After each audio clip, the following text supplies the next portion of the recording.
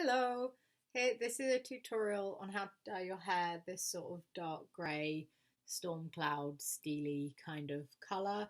So if this is the sort of look you're wanting to go for, then enjoy this video and I'm going to explain to you how I got my hair to go like this. I'm using the Chroma Silks Vivids Demi-Permanent Hair Dye in silver and the Riche Directions White Toner. The price of both these products is in the video description. So as you can see, this is my hair pre-dyeing.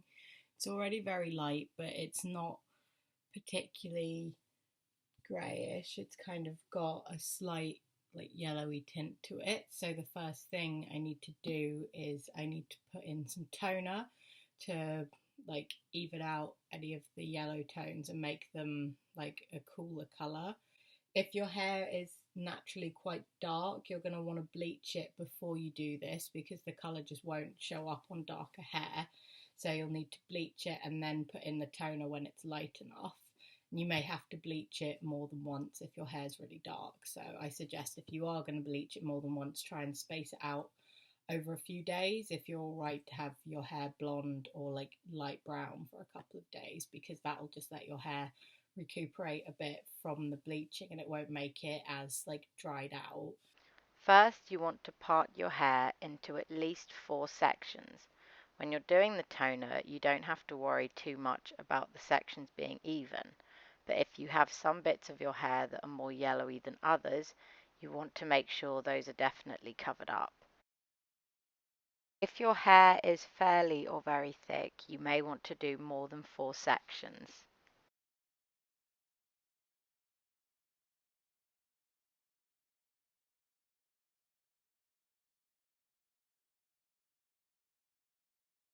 Take down the hair in the first section and cover it in toner. Once again, you don't need to feel super worried about getting the same amount on all the sections. Just make sure you kind of put it on there and don't miss any hair out.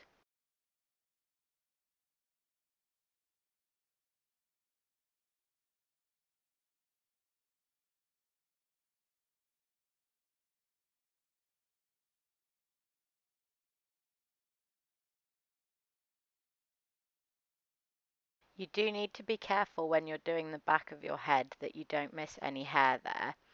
What I do is run my fingers through the hair at the back loads to get it covered, but you can also set up a mirror behind you and one in front of you if you own multiple mirrors, so you can see what you're doing, or get a friend who has nothing better to do to sort out the back of your hair for you.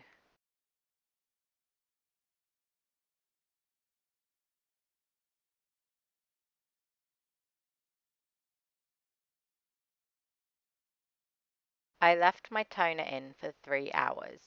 The Riche Directions hair dye tells you to leave it in for 15 minutes, but because it is semi-permanent, it will not damage your hair to leave it in for longer. Leaving it in longer, I find, makes the colour take better and last for more washes. This is the case for all the semi-permanent Directions hair dye I have used.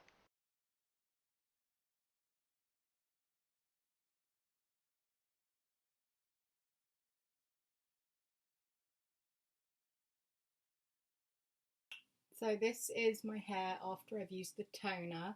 I don't know if you can see because the lighting in here isn't great, but it's now pretty much like an ashy colour and it's taken out all the sort of yellowy looking bits and it's neutralised them, which is what you want before you do your hair, because if you put the grey dye on your hair, if there's any yellowy bits left, those yellowy bits will go kind of green. So now I've done that, I'm going to mix my dye, which is the Chroma Silk Vivids in silver, with some conditioner, which is just my silver conditioner by Bleach London. I had this hanging around from when I last had my hair grey anyways, but you can use normal conditioner as long as there's no sulfate stuff in that. The only reason I'm adding the conditioner isn't really because I want this to be any lighter, but I plan on leaving it on longer than it says on the box, because I did a strand test for the 20 minutes that it said and it didn't really go as dark as I wanted it or change the colour much at all. So I thought, why not leave it on for like 45 minutes or something? But I thought I'd add the conditioner just to make it a little bit less harsh on my hair. So I'm going to mix those together now. When mixing the dye and conditioner, I didn't have a particular ratio in mind. I just tried to make sure I had more dye than I did conditioner because I wanted the colour to be quite dark. I think I ended up with a roughly 4:1 ratio. Once I'd mixed the dye and conditioner, I sectioned my hair off again. The amount of sections is really up to you based on the thickness of your hair and what you find works for you.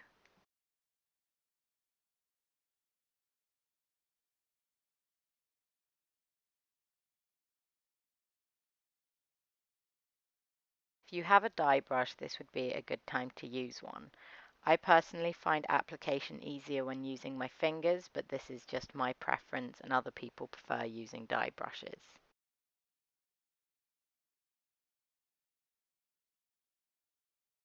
As you can see, unlike when I was doing the toner, I am separating out the sections into smaller parts to dye them, just to make super sure I don't miss any bits of hair. This is an absolutely vital, if boring and time-consuming, step.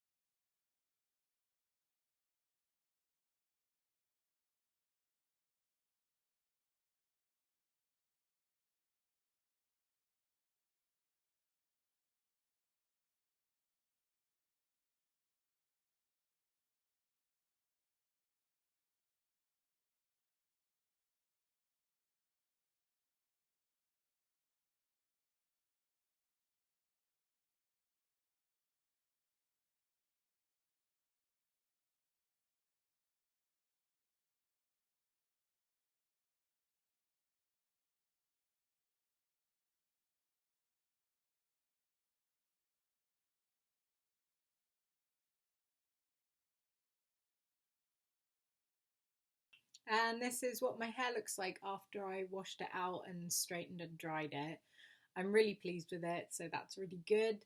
In the end, I left my dye on for 50 minutes rather than just the 20 it suggests on the box. I thought I'd leave it in for longer, but because it's a demi-permanent dye, that's why I added in the conditioner, because demi-permanent dye still contains peroxide, which can be pretty bad for your hair. So I thought I'd add in the conditioner just so it wouldn't fry my hair so much, and my hair is actually doing well as it ever is, so I'm really pleased about that. I'd suggest if you are going to leave it in for longer, if you want a grey that's more like this colour rather than lighter, then you are going to want to add some conditioner in. When I went to wash it out, I made the water in the shower as cold as possible, because with like semi and demi permanent dyes, when you're washing it out after you've dyed it, and just in general, having cold water like means the colour doesn't run out as much. So that's something you should definitely do if you can handle the water being pretty cold.